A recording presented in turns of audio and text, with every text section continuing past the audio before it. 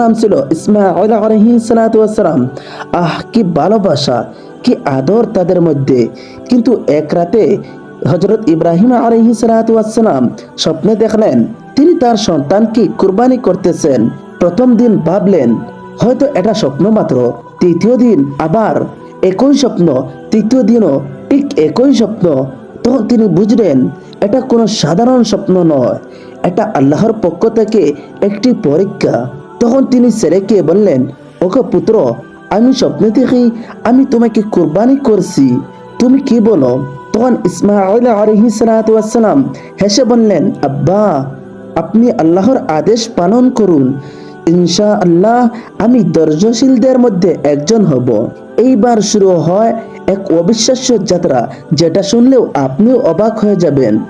হযরত ইব্রাহিম আলাইহিস সালাতু ওয়াস সালাম ও ইসমাঈল আলাইহিস সালাতু ওয়াস সালাম এর কুরবানির জন্য রওনা হলেন মিনার দিকে।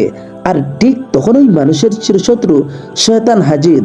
প্রথমেই সে হাজরা আলাইহিস সালাতু ওয়াস সালাম এর কাছে গেল, ফিসফিস করে বলল, তোমার স্বামী তোমার ছেলেকে মেরে ফেলতে যাচ্ছে। তখন হাজরা আলাইহিস সালাতু ওয়াস সালাম দৃঢ় কণ্ঠে বললেন, যদি এটা আল্লাহর আদেশ হয় তবে আমার কোনো আপত্তি নেই। শয়তান এখানে হয়ে গেল ব্যর্থ। তারপর ইবলিস ছুটে যায় ইসমাঈল আলাইহিস সালাতু ওয়াস সালাম এর কাছে। গিয়ে সে বলল, হে ইসমাঈল, তোমার বাবা তোমাকে মেরে ফেলবে, তোমার কি একটু ভয় লাগে না? তখন ইসমাঈল আলাইহিস সালাতু ওয়াস সালাম চোখ তুলে বললেন, আমার বাবা আল্লাহর আদেশ মানছেন। তখন ইসমাঈল আলাইহিস সালাতু ওয়াস সালাম চোখ তুলে বললেন, আমার বাবা আল্লাহর আদেশ মানছেন, আমি আল্লাহর পথে প্রাণ দিতে প্রস্তুত আছি। শয়তান এবারও হয়ে গেল ব্যর্থ। শয়তান শেষ চেষ্টা চালিয়ে যাচ্ছে। শয়তান এবার গেল হযরত ইব্রাহিম আলাইহিস সালাতু ওয়াস সালাম এর কাছে, গিয়ে বলল, তুমি কি সত্যিই তোমার ছেলেকে হত্যা করবে?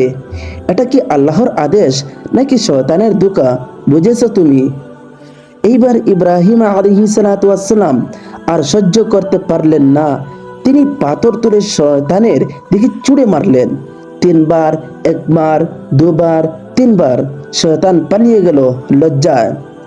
আর সেই পাথর ছোড়ার ঘটনা আজ হজে রুমি জামারাতে পালন করা হয়। শয়তানকে পাথর মারার স্মরণে শেষে হযরত ইব্রাহিম আলাইহিস সালাতু ওয়াস সালাম তার প্রিয় ছেলেকে শুয়ে কুরবানি দিতে প্রস্তুত হলেন। চোখে কাপড় বেঁধে ছুরি চালালেন, কিন্তু ছুরি কাটা দিল না। আল্লাহ পাক ঘোষণা দিলেন, হে ইব্রাহিম, হে ইব্রাহিম, তুমি তোমার স্বপ্ন সত্য করেছো। ইসমাঈলের পরিবর্তে আমার জান্নাত থেকে পাঠালাম এক বড় দুম্বা। এই ঘটনার স্মরণেই আমরা ঈদুল আজহায় কুরবানি করি। এই গল্প শুধু ত্যাগের নয়, এই গল্প শয়তানের ধোঁকা থেকে বাঁচার শিক্ষা। বন্ধুরা, যদি এই কাহিনী আপনাদের হৃদয় ছুঁয়ে যায় তাহলে লাইক দিবেন, সাবস্ক্রাইব করুন এবং অন্যদের সাথে শেয়ার করুন, যাতে